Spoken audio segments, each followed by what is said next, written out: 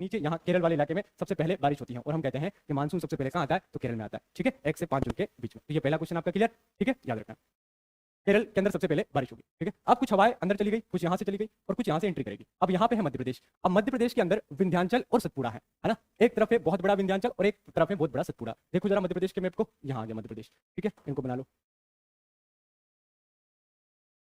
ठीक है, एक पर्वत और नीचे बना लेते हैं जिसका हम नाम देते हैं सतपुड़ा। दिख रहा है कलर। ठीक है, अब हवाएं आएगी इसके अंदर भी, है ना। कहाँ पढ़ रहे थे हम, यहाँ से। अब आपको क्या करना है, ये जो हवा जा रही है अंदर, इस हवा को अंदर ले जाना है। कहाँ पर ले जाना है, सतपुड़ा और विंध्याचल के बीचों बीच, इस प्रकार से, इस प्रकार से, इस प्रकार से। ठीक है, और इधर से भी तो कुछ हवाएं आ रही हैं, इधर वाली को भूल गए क्या, इधर से भी तो आ रही है मिलने, है ना। चलो ध्यान रखना। अब जब हम मध्य प्रदेश की बात करते हैं तो मध्य प्रदेश में यहाँ पे आप ध्यान रखना, मैं यहाँ पे आपको बताना चाहता हूँ कि जब आपकी जो हवाएं हैं आपके मध्य प्रदेश के अंदर एंट्री करती हैं, कुछ हवाएं मध्य प्रदेश के इस भाग के अंदर एंट्री करके इस सतपुड़ा वाले पूरे के पूरे भाग के अंदर जाकर इस साइड निकल जाती हैं, बाहर हो जाती हैं।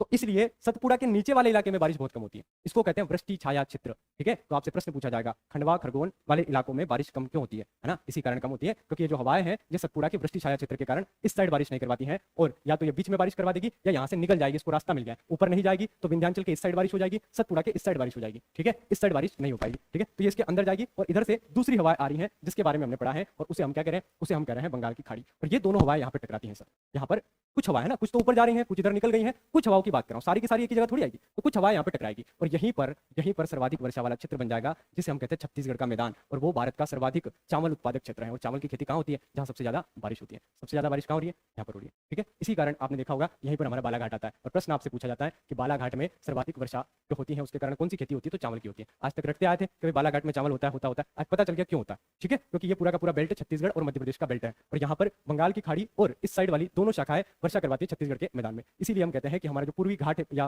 जो हमारे मध्य प्रदेश का पूर्वी भाग है पूरा का पूरा, यहाँ पर वर्षा दोनों शाखाओं से होती है। प्रश्न आता है कि मध्य प्रदेश के किस भाग में अरब सागर और बंगाल की खाड़ी दोनों से वर्षा होती है। ठीक है, तो इसी भाग में अरब सागर और बंगाल की खाड़ी दोनों से वर्षा होती है। क्लियर हुआ। तो कुछ हवाएं क्या होगी, सतपुड़ा और इन दोनों के बीच में चली जाएगी और जब बीच में जाएगी तो उधर से दूसरी हवाएं आ रही हैं जिसे हम बंगाल की खाड़ी वाली हवाएं कहते हैं और वो हवाएं आपस में टकराकर यहाँ पर क्या करती हैं, एक बहुत बड़े वर्षा क्षेत्र का निर्माण कर देती है। ठीक है, तो ये कॉन्सेप्ट यहाँ पे क्लियर हो गया आपका। चलो आगे बढ़ते हैं। अब आगे जाओगे ना तो यहाँ पर भी आपको एक पर्वत मिलेगा क्योंकि कुछ हवाएं आपके ऊपर निकल रही है ना।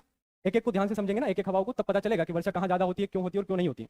ठीक है, ये हवाएं कुछ ऊपर जा रही थी, कुछ इधर चली गई, अब कुछ को हमें चले जाएंगे। यहाँ पर एक क्षेत्र लगता है सर, एक बहुत बड़ी पहाड़ी लगती है जिसका नाम है गिरनार, है ना। जूनागढ़ का नाम आपने सुना होगा। गुजरात के इस क्षेत्र में गिरनार नामक एक बहुत बड़ी पहाड़ी लगती है ना। उस गिरनार पहाड़ी के कारण वर्षा इस साइड हो जाती है, ऊपर नहीं होती है ना। तो उस गिरनार पहाड़ी के कारण बहुत सारा वर्षा क्षेत्र यहाँ पर क्या हो जाता है, कम हो जाता है। ठीक है, यानी कि वहाँ पे वर्षा नहीं होती है और एक बहुत बड़े रण का मैदान यानी कि एक बहुत बड़ा रण यहाँ पे निर्मित होता है जिसे आप कच्छ का रण कहते हो। ठीक है, वर्षा क्यों नहीं होती है, स्पष्ट कारण है सर, यहाँ पे आपका एक बहुत बड़ा पर्वत श्रृंखला लगेगी और बहुत सारी, ये पूरा का पूरा घाट है, यहाँ पे पर्वत ही पर्वत है। ठीक है, अगर आप यहाँ ध्यान से देखोगे तो यहाँ पर एक पर्वत मिलेगा जिसे हम गिर कहेंगे, जिसमें एशियाटिक बब्बर शेर पाया जाते हैं, कभी मिलना हो तो जाना वहाँ पे। ठीक है, इसके कारण पूरा का पूरा गिरनार पर्वत है और यहाँ पर आपका इसके जस्ट ऊपर, है ना, थोड़ा दूर है, काफी दूर। अब आप कहो सर यहाँ वर्षा नहीं हो रही, यही थोड़ी है क्या।